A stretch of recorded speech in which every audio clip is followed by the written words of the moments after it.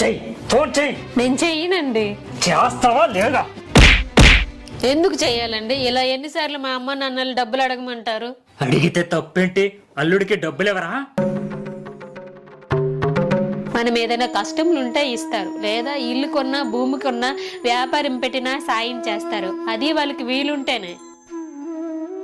కిందటి సంవత్సరం అడగమన్నావు, అడిగాను, ఇచ్చారు. ఏం చేసావు? తాగి తందనాలు ఆడావు.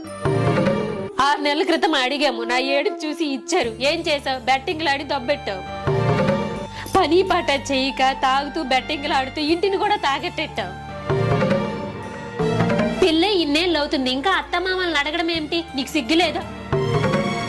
రేపు మన కూతురికి పెళ్లి చేసి పంపాక మన అల్లుడు కూడా మీలాగే చేస్తే మాటి మాటికి డబ్బులు అడిగితే మీరిస్తారా?